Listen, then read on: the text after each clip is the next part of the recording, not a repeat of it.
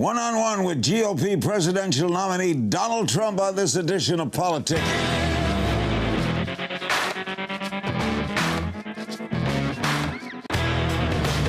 Welcome to Politicking. I'm Larry King. Nearly 15 months after he announced his run for the Oval Office, with 61 days left in the general election, and fresh off the heels of last night's Commander-in-Chief Forum in New York, Donald Trump, the Republican presidential nominee, joins me for a one-on-one. Just for the record, Donald and I go back well over 30 years. I consider him a good friend. Donald, one quick thing. What surprised you the most about running for office? Well, I think the dishonesty of the media. The media has been unbelievably dishonest. I mean, they'll take a statement that you make, which is perfect, and they'll cut it up and chop it up and shorten it or lengthen it or do something with it, and all of a sudden it doesn't look as good as it did when you actually said it. But there's tremendous dishonesty with the media. Not all of it, obviously, but tremendous dishonesty. And that surprised you? Yeah, to the extent it surprised me. I mean, I knew that would happen, but I never thought to this extent. The Libertarian candidate this morning made a mistake by not knowing where Aleppo or what Aleppo is.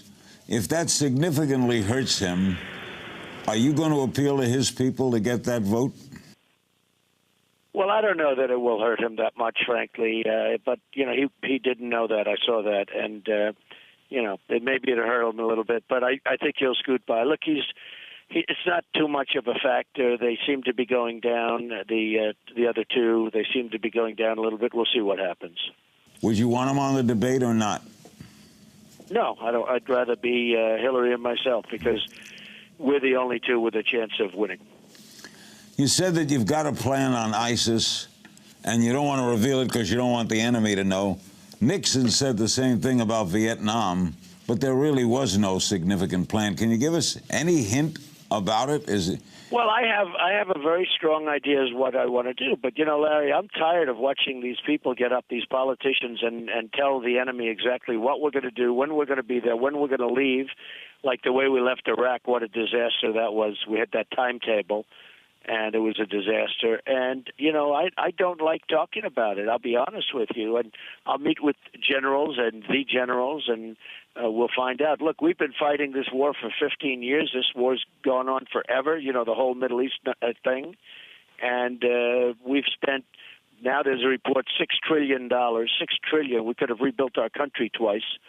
$6 trillion on that war. We've got, and we're in far worse shape than if we never went over there. Far worse. Not even a contest. Well, there may not have been a very sad situation. And no, I don't like to reveal. You know, I have a very good chance of winning. And honestly, I don't want to have to tell the enemy, you know, in order to get 2 extra votes, exactly what my plan is, when we're going in, what we're going to do. No, I have a very distinct plan. And always subject to change, of course. You have to have flexibility, but I have a very distinct plan. Many think there would be no ISIS had we not gone into Iraq. Well, look, you know, Hillary Clinton, with her policies, and Barack Obama, you know, look, we should have never gone into Iraq, okay, period. And that was Bush. Never gone in. But once we went in, Larry, we shouldn't have gotten out the way we got out. And the way they got out really caused ISIS, if you think about it. But we got out. They got out in such a horrible, foolish fashion. But we had a timetable. Leaving some troops behind. Hey, I didn't want to go in. But once you go in, you got to get out the right way. And Obama just took everybody out, and it was like a shock to the system. And ultimately, ISIS developed, and now we have them in 26 to 28 countries. It's a disaster. But if he had the timetable was arranged by Bush for the leaving. Well, right? You know what, Larry? Was. I'll tell you what. Let's look to the future. It's been a catastrophe. The Middle East for this country has been a total catastrophe. For both administrations, right? Not only in terms of the money, but much more importantly, the lives, the tremendous number of lives that have been taken. So if I get elected, we'll get it straightened out. And you've criticized both Republican and Democratic administrations, right? Yeah, look, It's a war we shouldn't have been in, and number one, and it's a war that when we got out the wrong way. That was Obama. Concerning last night, Matt Lauer is being criticized for his performance on social media by many of his peers. How do you think he did? I thought he was very professional. I thought he was strong, tough. I thought he was smart. I thought his presentation was excellent. I thought he was very professional. Do you dislike Hillary, or what do you? I know your political feelings about it. What are your thoughts about it? What I want to do is I want to make America great again, and she'll never be able to do it. She'll never be able to do it. She doesn't have what it takes. And all you have to do is take a look at all of the wrong decisions she's made over the years, but she does not have what it takes. When you say she's not presidential, what does that mean? Just doesn't feel presidential to me. And it just doesn't have... look, you know what the bottom line is, Larry? She doesn't have what it takes.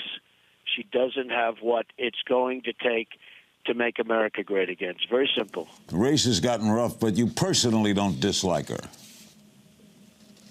No, it's not about liking or disliking. I mean, I wish she did a phenomenal job and we wouldn't have all these problems. I wouldn't be running. I'd be, having dinner with you someplace maybe. But honestly, I wish she did a phenomenal job, and I wish Obama did a phenomenal job, but he's done a terrible job. I just read where $1.7 billion is now in the form of cash, like the $400 million. Now it's $1.7 billion they gave in the form of cash. Who ever heard of things like this? How are you approaching the debate? Are you working hard on it? Are you using a proxy for her? Well, this was a little bit of a preparation last night, but the debate was very interesting. I think it was good prep. There's no question about it. Are you looking forward to debating her one-on-one? Yeah, I mean, it's nothing in life is easy. It's not going to be easy, but it's something that I do look forward to, absolutely. Chris Wallace of Fox News is going to moderate the final debate. He says he doesn't believe it's his job to be the truth squad, that it's up to the candidates to catch each other. Do you think the moderator should have facts at hand and correct the guest? Well, I don't know. I can tell you Chris Wallace is a professional. He's very, very good at what he does, and I can understand him saying that. But yeah, I think that the candidates should police themselves. In a recent interview with Bill O'Reilly, you said you'd release your tax returns if Hillary released hers. What does one, or her emails? What does one have to do with the other? Why don't you just release them and then say 33,000 emails? Well, I say get those emails back. I'll release. Now I'm going to release my tax returns when I'm finished with the audit. So why does the audit have that? It just confuses me. All you have to do is release the first 3 pages, which is not part of the audit. It just states income, what taxes you pay. Everybody says you should not release. And even most of the experts, if you watch television or if you read the papers, they'll say that, you shouldn't release from a standpoint. You get your audit finished first. But I'm going to do that. I've told people that. I've given tremendous financial information. So we'll see what happens. But no, that is... not even. It's very few people bring it up. I mean, you're bringing it up. I hear it very little. I don't think people care. Maybe some reporters care, but other than that, very few people care. I've given 100 pages of financial details already to the FEC, which really has great detail. You don't learn much from a tax return. Have they published them?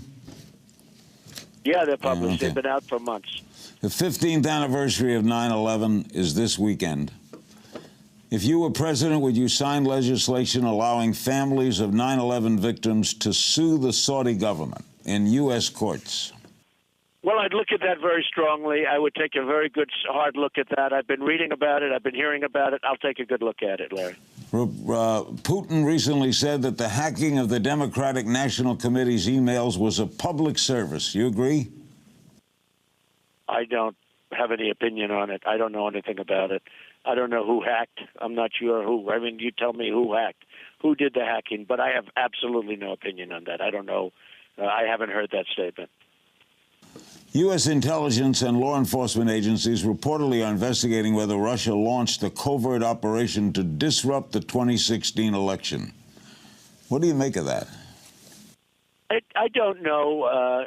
I've been hearing about it. I've been reading about it. I think it's probably unlikely. I think maybe the Democrats are putting that out. Who knows? But I think that it's pretty unlikely. But who knows? I hope that if they are doing something, I hope that somebody's going to be able to find out so they can end it, because that would not be appropriate at all.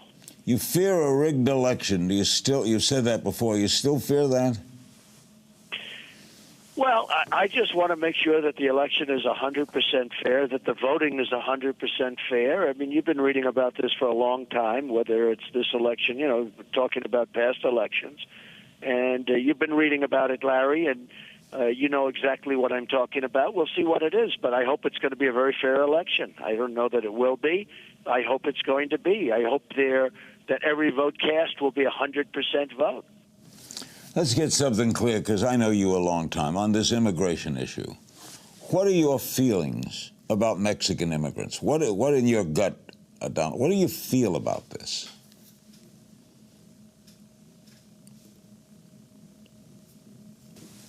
Donald, are you there?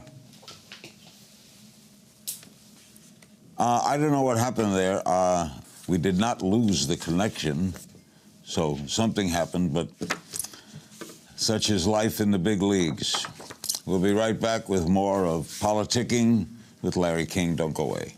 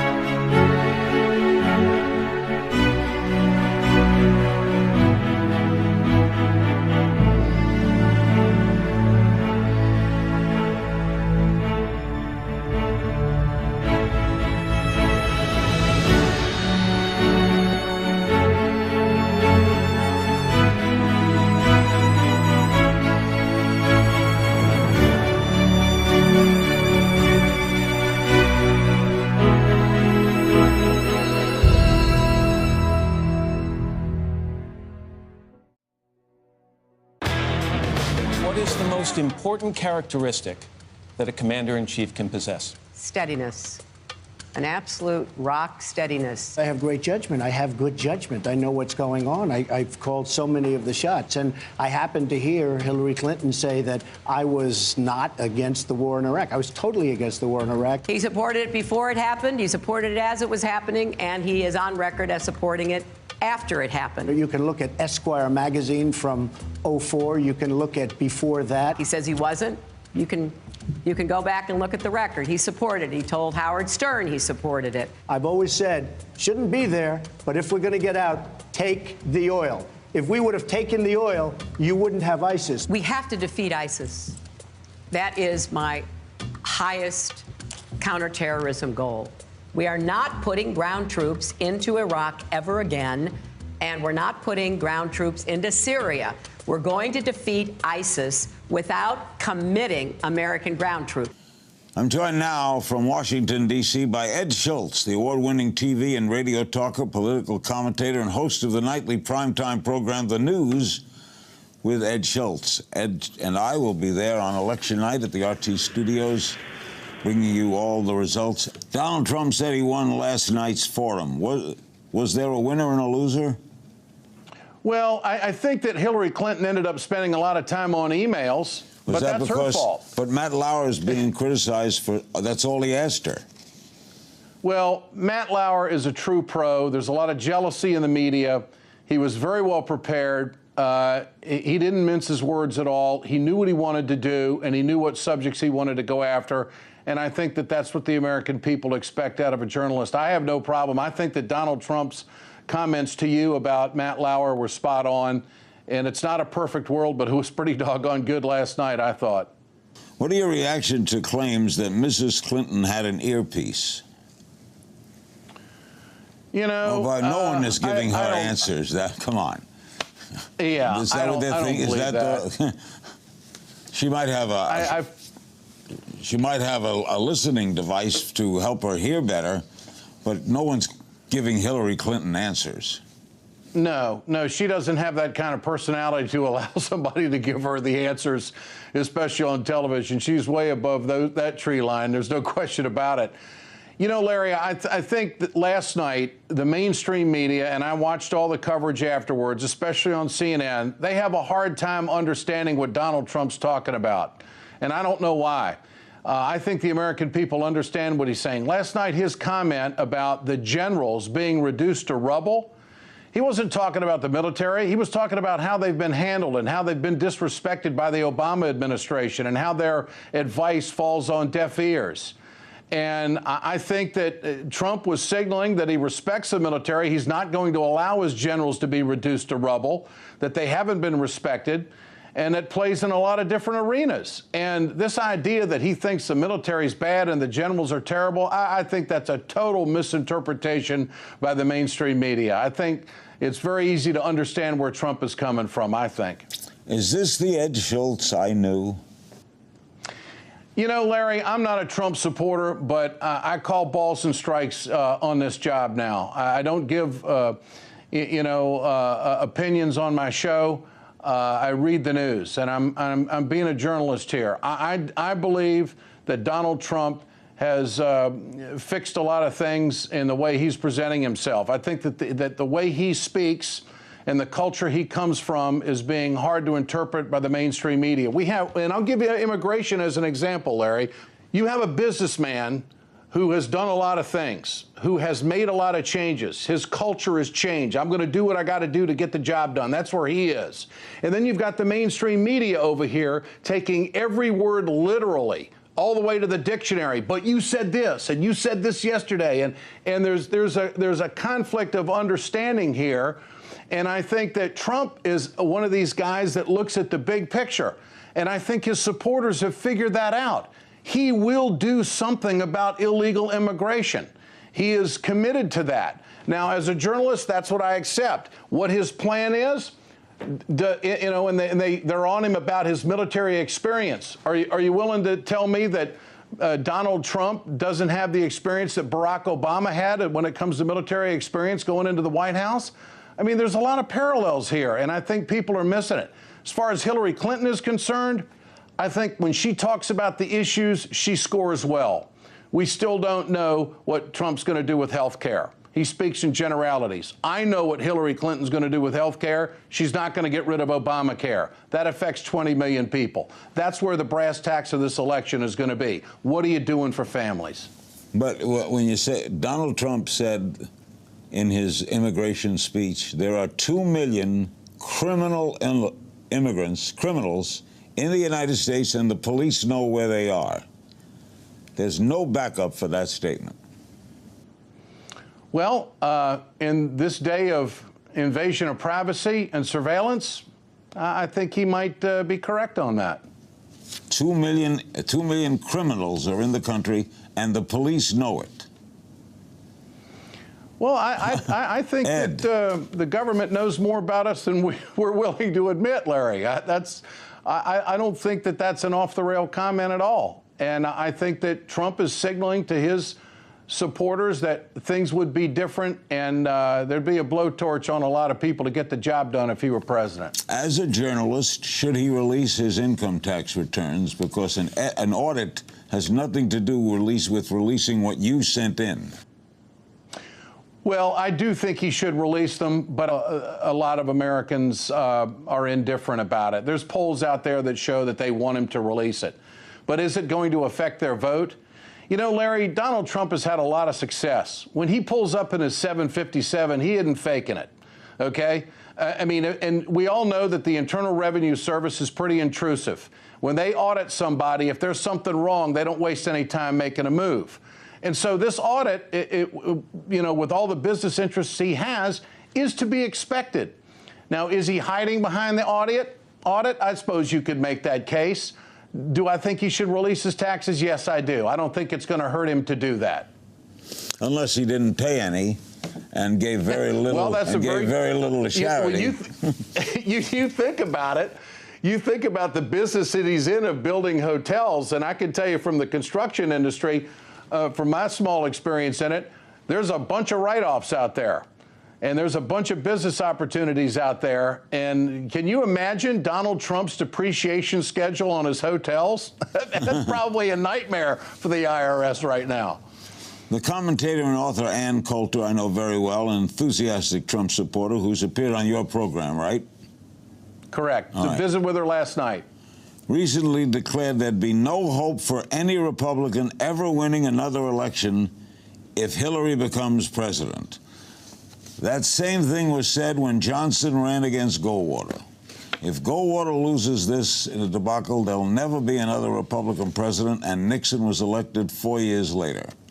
How could you buy a statement like that?